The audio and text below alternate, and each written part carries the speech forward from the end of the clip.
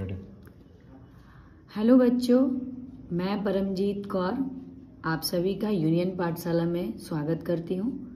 Union पाठशाला में आज मैं आप लोगों को सबसे पहले दिन और पहली वीडियो में संस्कृत की क्लास ले रही हूँ, जिसमें मैं आप लोगों को आज संस्कृत सीखने के लिए उसका बेसिक नॉलेज का ज्ञान बताऊंगी कि कैसे संस्कृत को हम सीखें।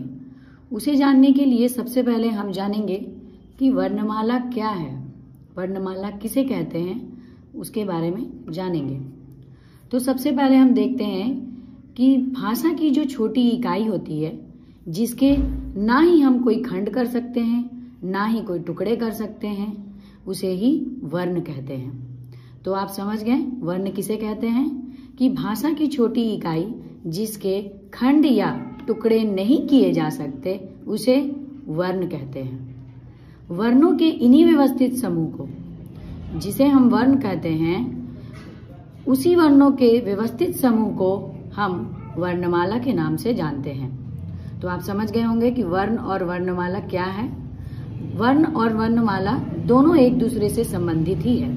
वर्णमाला की परिभाषा को जानने के बाद हम जानेंगे कि वर्ण कितने प्रकार के होते हैं। तो बच्चों, वर्ण 2 प्रकार के होते हैं। 2 प्रकार के वर्ण कौन कौन से हैं? तो सबसे पहले आता है स्वराः, जिसे हम हिंदी में स्वरवर्ण के नाम से जानते हैं। किसके नाम से जानते हैं? स्वरवर्ण के नाम से, जिसे हम इंग्लिश में वॉवेल्स कहते हैं। इंग्लिश में वॉवेल्स। दूसरे नंबर पे आता है व्यंजनानी। दूसरे नंबर पर आता है व्यंजनानी। व्यंजनानी को हम आम भाषा यानी हिंदी भाषा में देवनागरी लिपि में व्यंजन वर्ण के नाम से जानते हैं। व्यंजन वर्ण, जिसे हम कॉन्सोनेंट्स भी कहते हैं। इसके बाद हम समझेंगे कि स्वरा वर्ण के जो 2 प्रकार है, उसके सबसे पहले नंबर पे जो आता है स्वरा, स्वरा के अंतर क्या क्या आ रहा है वो जानेंगे। तो स्वरा में हम देखते हैं, इसमें आता है अ, आ, ई, उ, औ, री, ए और ए। यहीं तक हम स्वरा का बारे में, स्वरा वर्ण के अंदर जितने भी वर्ण उपस्थित है, इस प्रकार हम इसे देखेंगे। वर्ण के 2 प्रकारों में पहले वर्ण का पहला प्रकार स्वरा के बारे में हम जान चुके हैं। जो दूसरा प्रकार है वह है व्यंजनानी। व्यंजनानी अर्थात व्यंजन वर्ण, जिसे हम कॉन्सोनेंट्स के नाम से भी जानते हैं। कॉन्सोनेंट्स के नाम से भी जानते हैं। व्यंजनानी अर्थात व्यंजन वर्ण में हम लोग अलग अलग वर्ग को देखेंगे, जिसमें क वर्ग, च वर्ग, ट वर्ग, त वर्ग, प वर्ग, उसके बाद अंतस्थ और उसके बाद ऊष्म। क वर्ग में हम क, ख, ग, घ, अंग। च वर्ग में च, छ, ज, झ, इय। ट वर्ग में ट, ठ, ड, ढ, अण। त वर्ग में त, थ, द, ध, न। प वर्ग में प, फ, ब, भ, म। उसके बाद अंतस्थ आता है। अंतस्थ में सिर्फ हम लोग य, र, ल, व और ऊष्म में तलाबिश, मूर्धनिश, दंतिश और ह को ही देखते हैं। यहाँ आपका पूरा व्यंजनानी वर्ण समाप्त हो जाता है। वर्ण के 2 प्रकारों को जानने के बाद हम जानेंगे कि हल चिन्ह क्या है। हल चिन्ह किसे कहते हैं? हम अक्सर जब पढ़ाई करते हैं, किसी भी कविता को पढ़ते हैं या किसी कहानी को पढ़ते हैं, तो उसमें हलंत लगा हुआ देखते हैं, परंतु हमें पता नहीं होता है कि ये चिन्ह क्या है। इसकी जानकारी हमें नहीं होती है। तो इसमें हम जानेंगे कि ये चिन्ह क्या है, इसे क्या कहते हैं हम। हलन चिन्ह क्या है? किसी व्यंजन में अ जुड़ने पर नीचे लगा हल चिन्ह लुप्त हो जाता है। जैसे हम किसी भी शब्द को, वर्ण को लिख रहे हैं, जैसे क लिख रहे हैं, क में अगर नीचे हलंत का चिन्ह लगा हुआ है, तो उसमें अगर हम लोग अ जोड़ देते हैं, अ को जोड़ देते हैं, तो इसमें से क यानी ये जो हलंत चिन्ह है, ये यहाँ से हट जाएगा, यानी लुप्त हो जाएगा।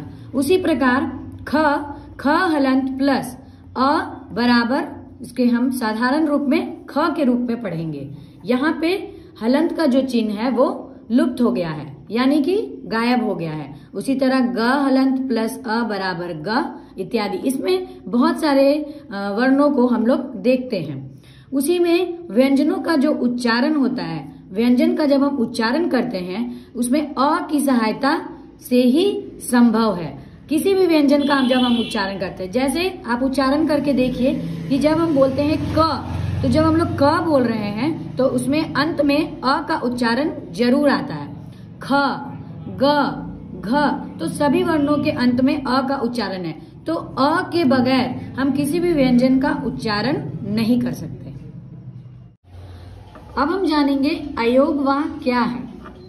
अयोगवाह को हम लोग साधारण भाषा में ऐसे समझेंगे कि जब हम किसी भी शब्द का निर्माण करते हैं, किसी भी शब्द को लिखते हैं, उस शब्द में अगर अनुस्वार और विसर्ग का उपयोग होता है, वही शब्द होता है अयोगवाह। उसे ही हम अयोगवाह कहते हैं। इनका प्रयोग स्वरों के योग में होता है। जैसे किसी शब्द का जब हम निर्माण करते हैं तो उसमें 1, 2, 3 से अधिक भी शब्दों को हम लोग जोड़ते हैं। शब्द को, वर्णों को जोड़कर हम एक शब्द का निर्माण करते हैं। तो उस निर्माण करने के समय में हम 2 चीजों का प्रयोग करते हैं, जिसमें से एक है अनुस्वार और एक है विसर्ग। जैसे हम लिखते हैं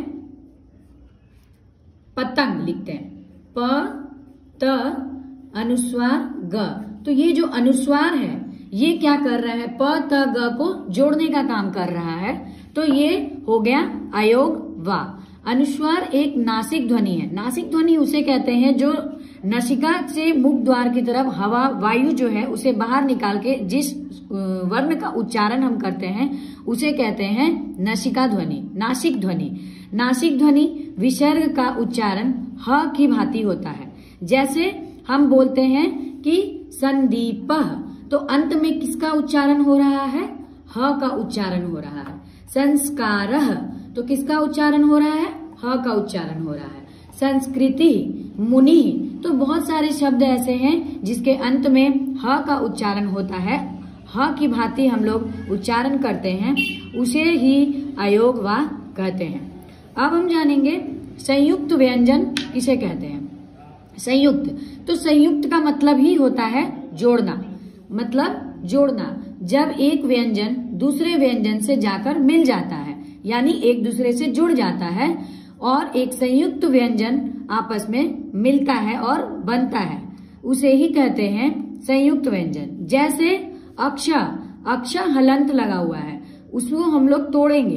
पहले तोड़ के देखेंगे। पहले लिखे क हलंत प्लस मूर्धन्य स हलंत, तो इसका क्या निर्माण हुआ, अक्ष।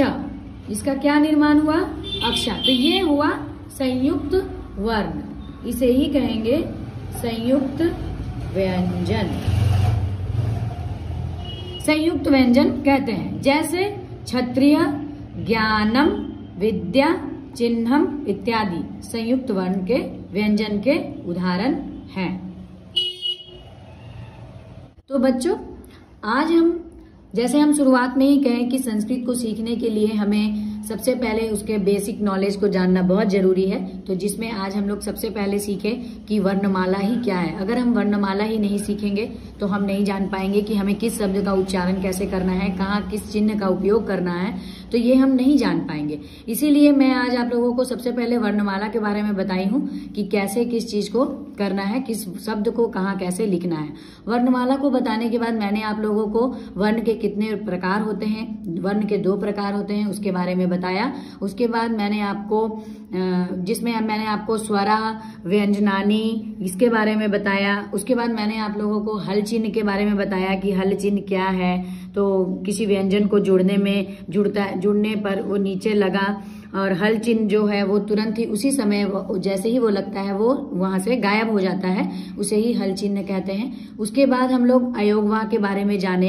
अयोगवाह को जानने के बाद हम लोग संयुक्त व्यंजन के बारे में जाने।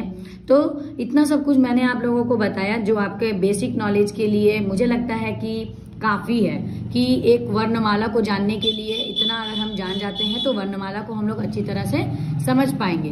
तो बच्चों, आप लोगों को मेरा बताया हुआ कॉन्सेप्ट जो मैंने आपको समझाने की कोशिश की वो कैसा लगा कमेंट में जरूर बताएं, और वीडियो को ज्यादा से ज्यादा लाइक शेयर और चैनल को सब्सक्राइब करना ना भूलें, ताकि मैं इसी तरह से आपके सामने और भी बहुत सारे कॉन्सेप्ट को लेकर के आऊं, आपके सारे डाउट को क्लियर कर पाऊं। और मैं सभी सब्जेक्ट के धीरे धीरे एक एक करके 1 बाय 1 सभी सब्जेक्ट का सारा चैप्टर वाइज आपको समझाने का कोशिश करूंगी, जिसमें संस्कृत, हिंदी, इंग्लिश, SST और भी बहुत से सब्जेक्ट्स हैं जिसके एक एक करके डील करूंगी। तो अभी इस वीडियो को देखने के लिए बहुत बहुत धन्यवाद।